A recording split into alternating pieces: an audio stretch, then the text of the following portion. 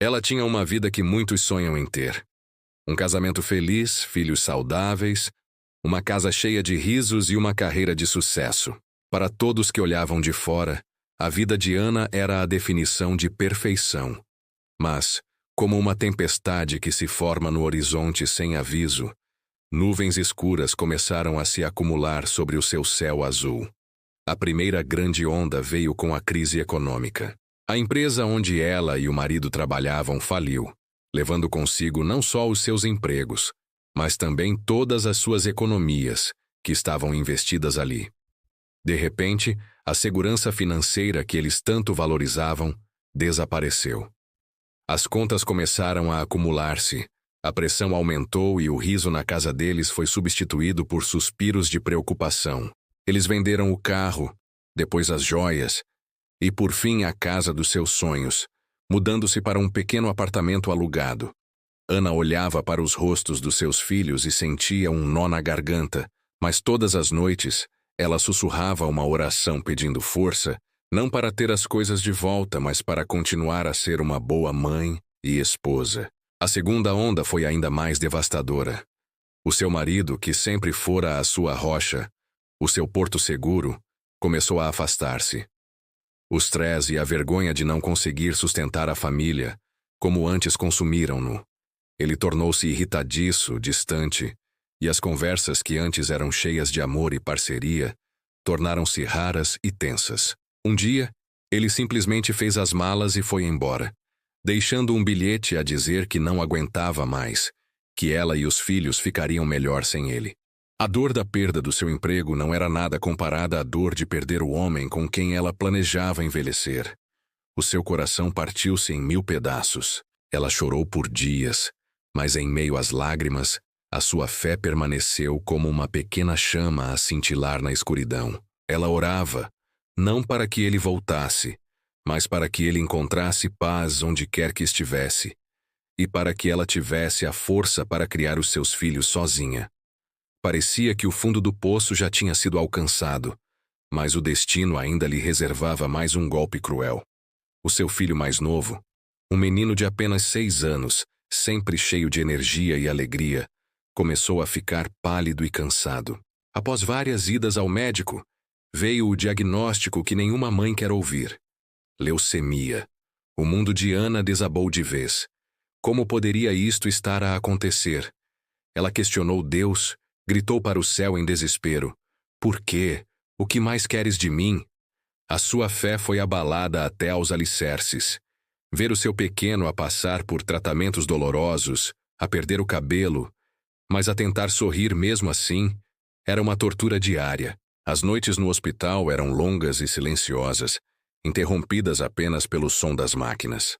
Ana passava horas a olhar para o seu filho a dormir, o seu coração pesado com uma dor indescritível. Foi numa dessas noites, sentada ao lado da cama do hospital, completamente exausta e sem esperança, que ela encontrou uma velha Bíblia na gaveta da mesa de cabeceira. Ela abriu-a ao acaso, e os seus olhos caíram sobre uma passagem do livro de Jó. Nu saí do ventre de minha mãe, e nu tornarei para lá. O Senhor o deu e o Senhor o tomou. Bendito seja o nome do Senhor. Naquele momento, algo mudou dentro dela. Não foi uma revelação mágica, mas uma profunda sensação de paz. Ela percebeu que, assim como Jó, ela tinha perdido tudo o que valorizava no mundo material. Mas ao contrário do que pensava, ela não tinha perdido tudo. Ela ainda tinha o amor pelo seu filho, a memória dos bons momentos e, acima de tudo, ainda tinha a sua fé.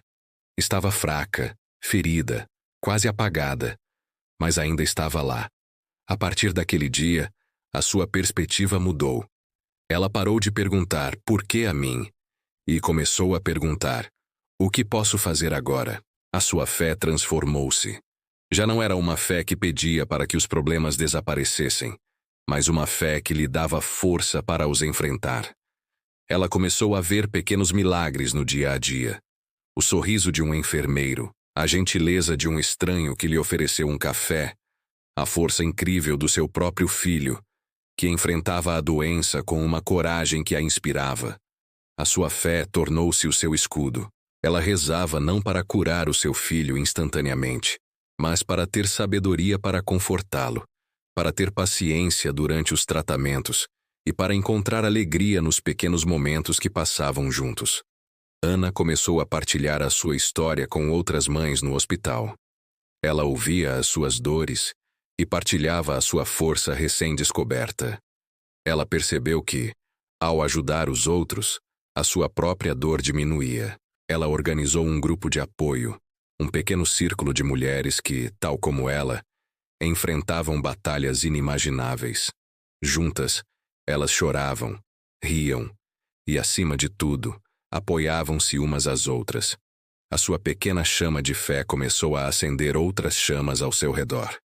Os meses passaram. O tratamento do seu filho foi longo e difícil, mas, lentamente, ele começou a melhorar. Os médicos estavam cautelosamente otimistas. A palavra remissão começou a ser sussurrada como uma possibilidade real.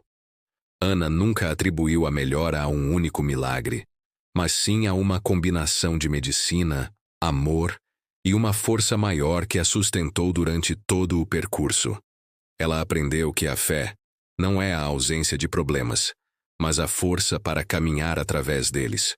Não é um bilhete para uma vida fácil, mas o combustível que nos mantém em movimento quando o caminho é difícil. Anos mais tarde, com o filho já adolescente e saudável, Ana olhava para trás e via as cicatrizes das suas perdas. Elas ainda estavam lá, mas já não doíam da mesma forma. Eram lembretes não da dor, mas da sua capacidade de superação. Ela não recuperou a sua antiga casa ou o seu casamento, mas construiu uma vida nova, mais simples, mas infinitamente mais rica em significado. Ela tornou-se conselheira num hospital, usando a sua própria experiência para dar esperança a outras famílias. A história de Ana é um testemunho poderoso de que, mesmo quando perdemos tudo o que achamos que define a nossa vida, dinheiro, status, relacionamentos, saúde, há algo que ninguém nos pode tirar: a nossa fé. Não necessariamente uma fé religiosa, mas a fé na nossa própria resiliência, a fé na bondade dos outros, a fé de que, mesmo na noite mais escura, a aurora acabará por chegar. Ela perdeu tudo, mas no processo, encontrou o seu verdadeiro eu e uma força que nunca soube que possuía. Obrigado por assistirem. Se esta história tocou o vosso coração, deixem um like e partilhem com alguém que possa precisar de uma mensagem de esperança. Não se esqueçam de subscrever o canal para mais histórias inspiradoras como esta. Até a próxima.